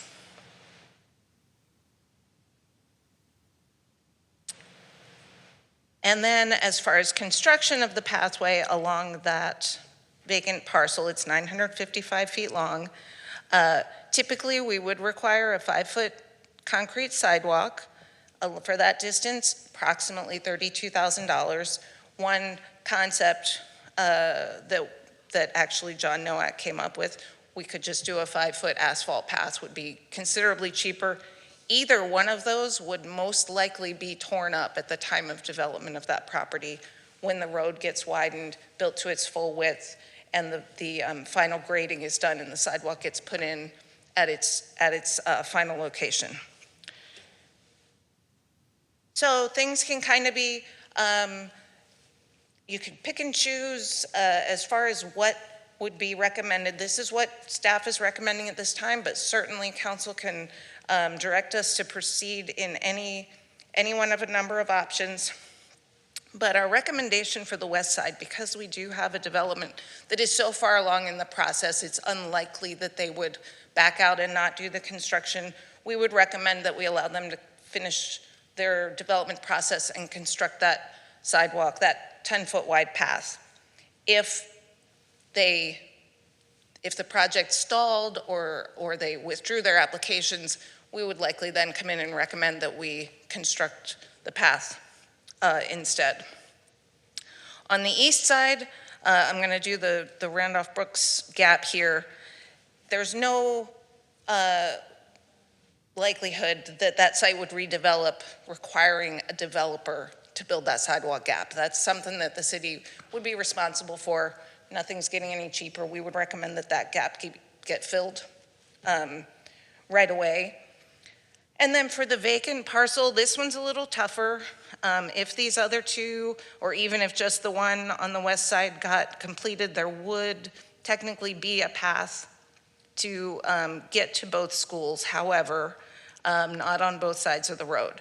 So we're recommending, but subject to council's direction, of course, that we pursue acquisition of a pedestrian easement, which would be the least expensive of the options there, for construction of a temporary asphalt path, and that the right-of-way and a permanent concrete sidewalk would be constructed by the developer at the time of road widening and development. So those are kind of the options and the recommendations. Again, to summarize, on the west side, we do recommend that we allow the developer to move forward with their development and construct the path. On the east side, we would construct the concrete sidewalk across the Randolph Brooks parcel, and then pursue acquisition of a pedestrian easement and construction of a 5-foot asphalt path. So the total cost for those, based on that recommendation, would be about $42,000 to up to $100,000. And of course, anything over $100,000, or in this case, because it is kind of unusual, we would likely bring it back to you to let you know, okay, here really is the cost once we have an appraisal done and we get different final costs in for these things. I've got a question here. So when you say asphalt, if we were to go do asphalt, would that be like ADA compliant, like it would be accessible by electric wheelchairs or motorized wheelchairs, things like that as well? Yes. Okay. Yeah. My only concern about waiting for a year is, and it's I know that schools fiction to let out, and my main concern is by the elementary school side. So school's fixing to let out, but then school's going to remain back in service in a couple of months. And so nothing's going to be constructed between now and then. And then our kids are going to be faced with the same challenges that they're going through right now. And so to me, I mean, what's a life worth, right? If you have a kid walking down on the roadway because they don't want to walk through the shrubbery area or anything like that, and they get hit, and then, I mean, that's a costly mistake on our end. So if because we don't really have anything definitive as far as like when that sidewalk would be completed by whoever is going to develop it. I mean, my recommendation would be to move forward, although we can't, I mean, we're not going to make any decisions tonight. I know that you're just providing information for us to be able to consider. But with that, Paul Macaluso, go ahead. Just have a question on the west side there. Is it not possible to do the construction and have them reimburse us?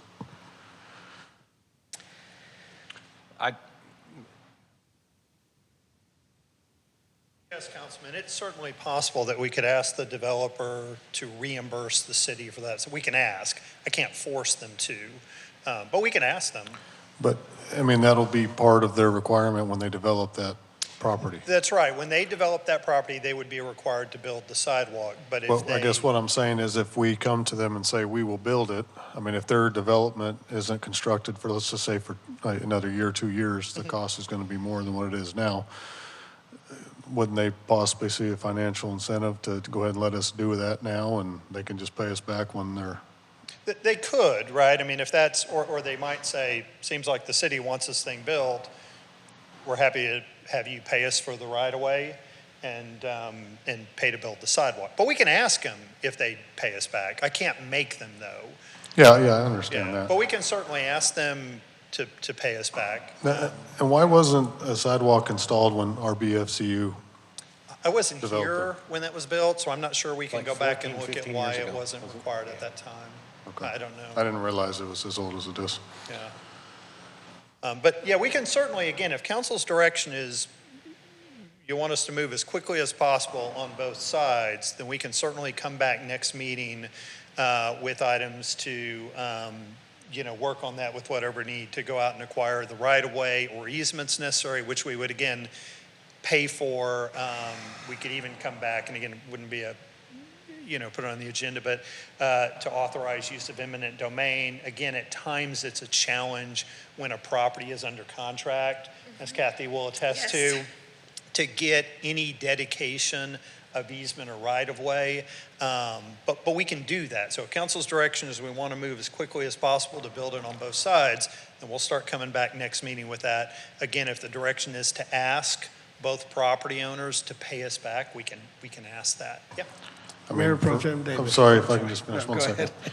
I'm not too concerned with ensuring that both sides are done right away. I think as long as you have one side, I think that should be sufficient enough.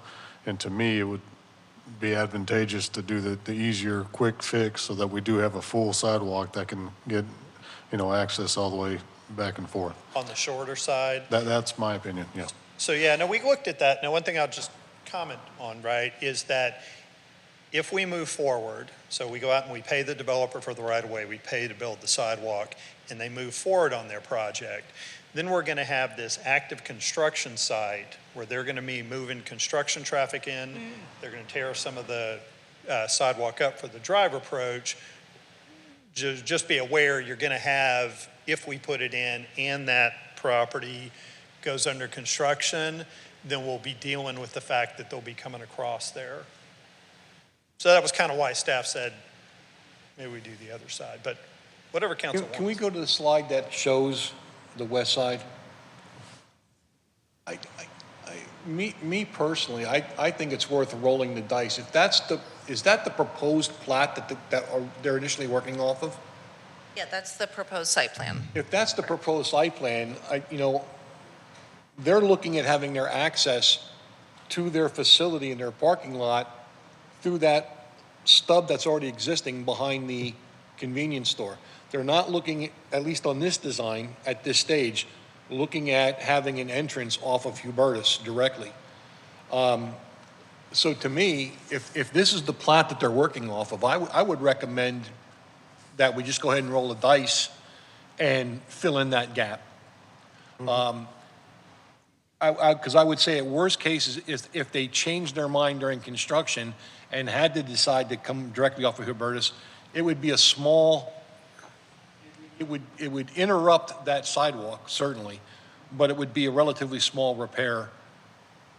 So, I mean, Yeah, it's just really if they go with, so if, again, the issue is that this property owner doesn't want them merging, the QT doesn't want them coming in with construction traffic through their drive approach, then they would try to get a construction entrance at the property to avoid it. And so that will effectively mean kids are walking on this sidewalk we put in and then are walking across what remains of it and the construction entrance getting there. But again, happy to do that. I believe our city manager had a Kathy, question. the $19,000 that's estimated, does that include right-of-way acquisition? No. Or is just the construction? Just the construction. Would it be possible for us to, I know it's hard to get a dedication while something's under contract, but since it's shown on their plat, would it be feasible to say, we'll pay the $19,000, you give us the right-of-way? That's something that might be. Yeah, or they may do a Sustainable. short-term pedestrian easement while their plat continues through the process. I mean, I believe that, yeah. There are certainly possibilities that we can do to keep the cost down for that one. Because at the moment, they're looking at dedicating that right-of-way. It's not a cost thing for them.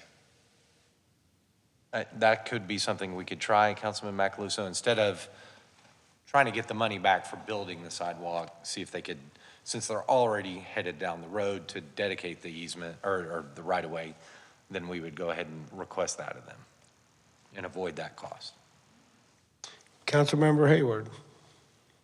Can we go to the next slide where you were talking about the side with Randolph?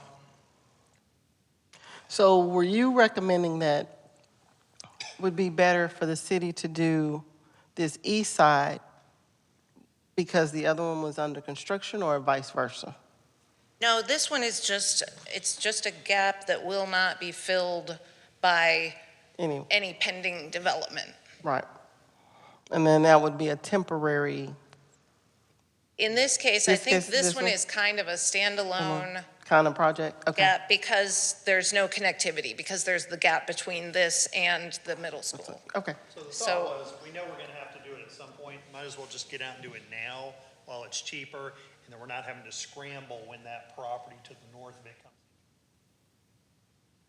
That was the idea. Might as well just do the RDFC. Okay. That's okay. Yeah. That's kind of where I was. Unfortunately, that one doesn't really help the situation a whole now? lot, but. Yeah. Okay. Thanks. But it won't be affected by the road widening. Correct. That's already widened, yes. And could EDC kind of help out with some of that funding? Certainly go ask.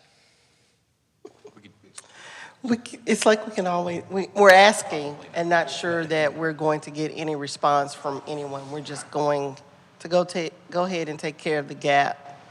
And you're saying it's probably better to do the shorter gap on the west side, correct? So I think I just kind of want to get the feeling of where. So let me be clear. Staff's recommendation, not the be-all end-all, right, is that we know we're going to have to do the RBFCU at some point, so might as well go do it now, right? Helps the intersection, helps with crossings, helps with it. We have not had a lot of activity on this east side section, right? It's a long section. But again, if you've got kids in middle school and high school, how often are they going to cross over, cross back, this, that, and the other? Because we don't anticipate that happening, the idea was, let's try to do a less expensive solution with an easement, with asphalt, not quite as expensive to get that in. If we move forward sort of on that, then we've got a path that kids can cross with the crossing guard, get down. But because again, the idea is that if this project moves forward, they will dedicate the right-of-way at no cost to the city. They will build the sidewalk at no cost to the city. And to be clear, that's not really the main reason, but the main reason is we'll have an active construction site here that we don't know what the impact on the kids is kind of coming in and out of the area where trucks are coming. Because again, my assumption is this property, the QT, isn't going to want construction trucks coming in their drive approach. They're going to say, nope, do a construction entrance. And now you've got the gravel rock. They're trying to get across. Yeah, there's that sidewalk, but it gets dust and things on it.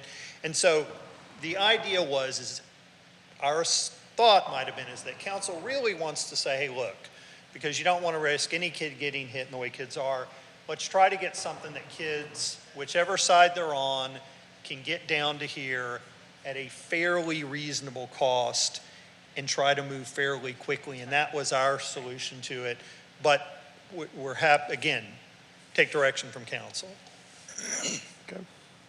I have Council Member Sheridan wishing to speak.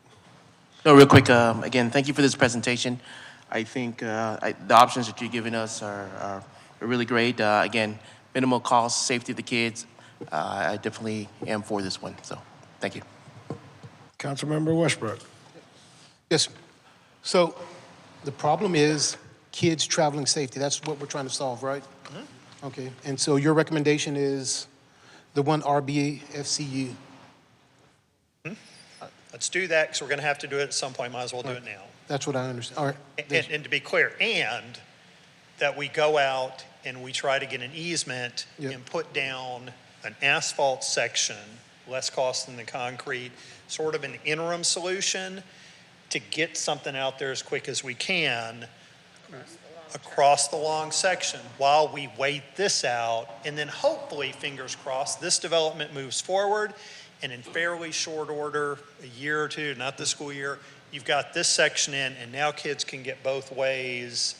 And then again, what we'll have to deal with next is when this piece comes under construction, you'll have that same thing. And so probably it'll mean some disruption. But it's not the most inexpensive. But again, children are our future. I know how kids are. Are they really going to cross over and take a longer route? But again, no right or wrong answer. We're not going to cross over? I'm just looking.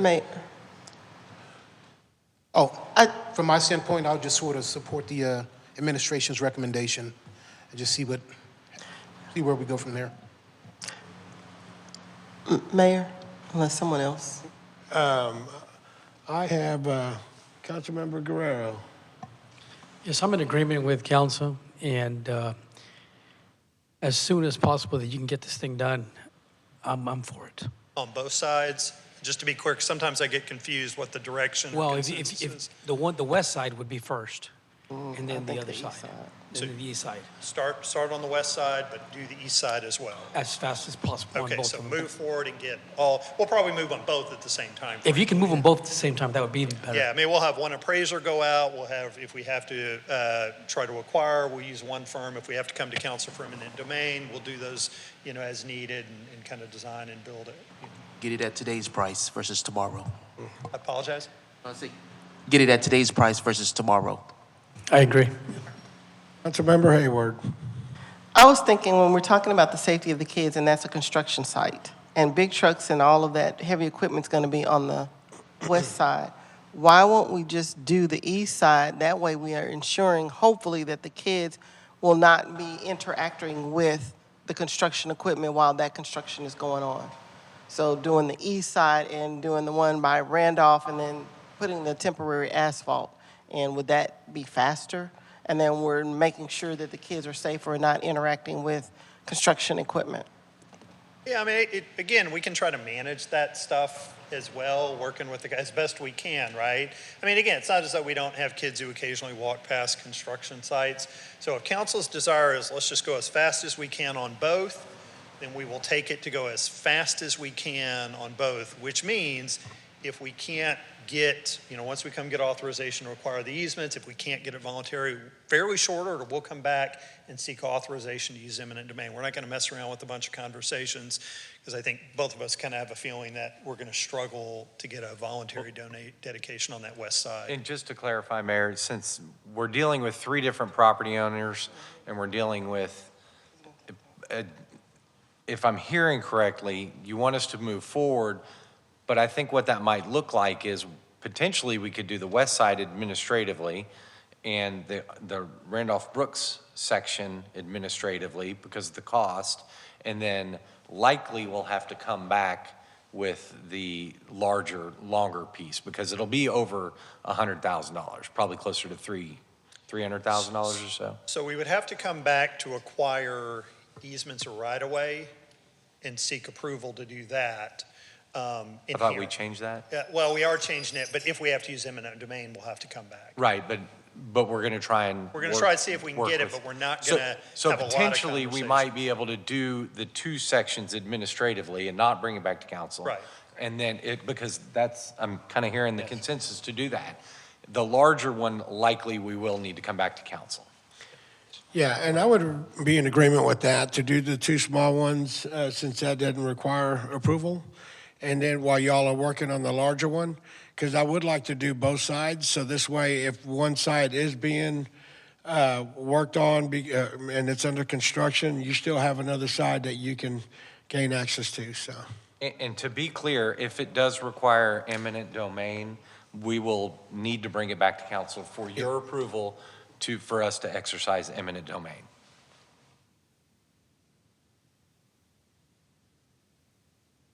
We'll talk with Steve about it, how we do it. Okay, so the direction is we'll move as quick as we can on all the sidewalk sections. Yes, sir. Thank y'all very much. All right, no action to be taken on item 8. And item 9, just for information purposes only. Moving on to requests and announcements. Requests by mayor and council members for updates or information from staff.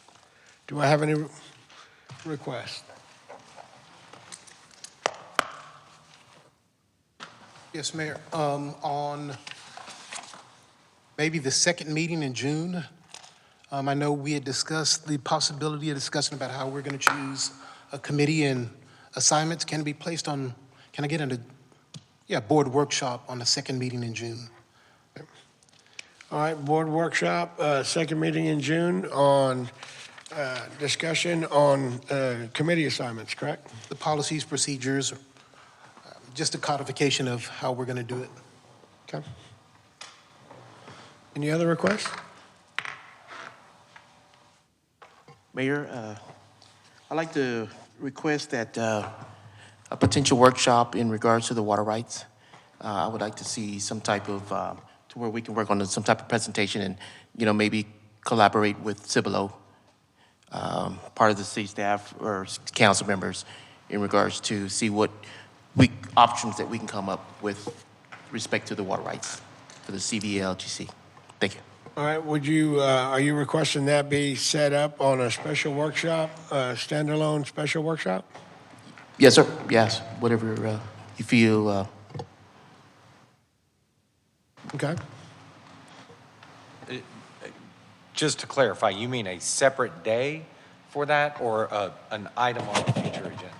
No, just a workshop for us to talk about the water rights. Yeah, that, he's requesting a separate day, standalone workshop. Yeah, for that. separate day. Standalone. Yes, sir.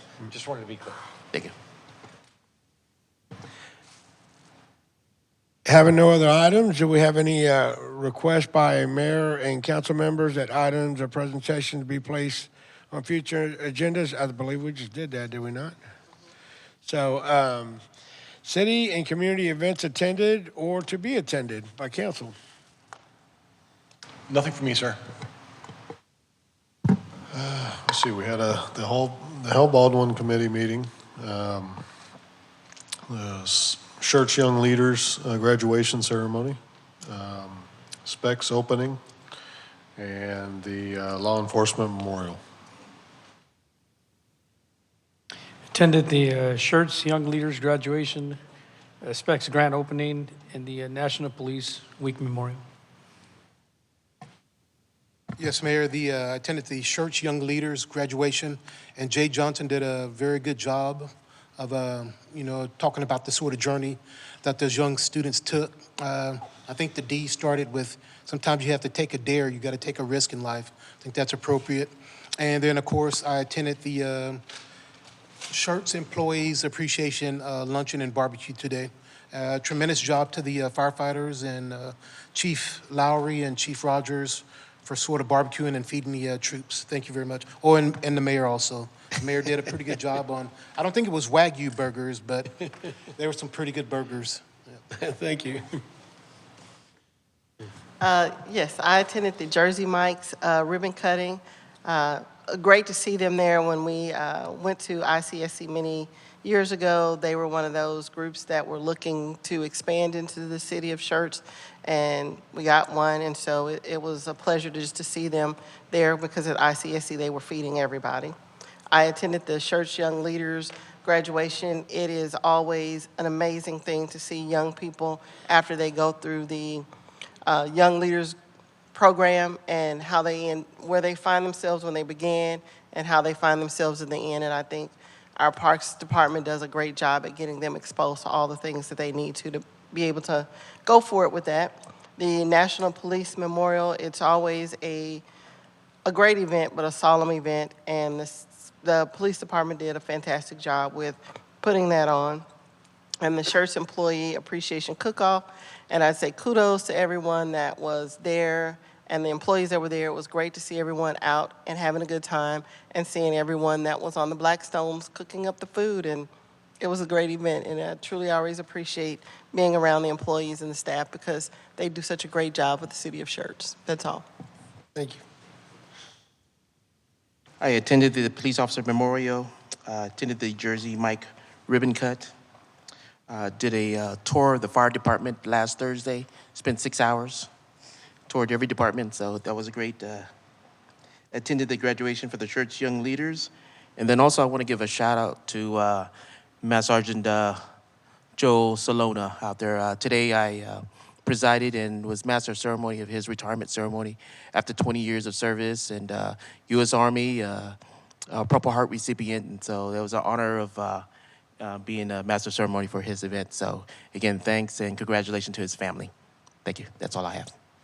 Okay, and I too attended the Schertz Young Leaders. That was an awesome graduation. It was great to see a lot of the younger kids rising up to be leaders. And so I'm really excited to see what kind of leadership roles they're going to take on in the future. So I also attended the Specs grand opening.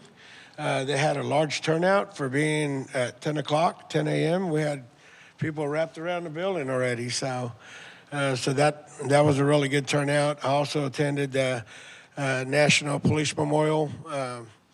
And anytime we could lift up our police officers for everything that they do, always putting their lives on the line for us and to keep us safe, is greatly appreciated. So I also attended the employee picnic today. That was an excellent turnout, as our City Manager Steve Williams stated. Great turnout, great participation by the entire staff. And then I also did a proclamation recognizing the nursing staff over at the Silver Tree Nursing Home and Rehabilitation. Had a lot of fun with those residents, and those residents, they're very near and dear to my heart, because at one time there were our residents that were living out here in our community and in their homes. So with that said, that'll end tonight's council meeting. This meeting is adjourned at 8:05.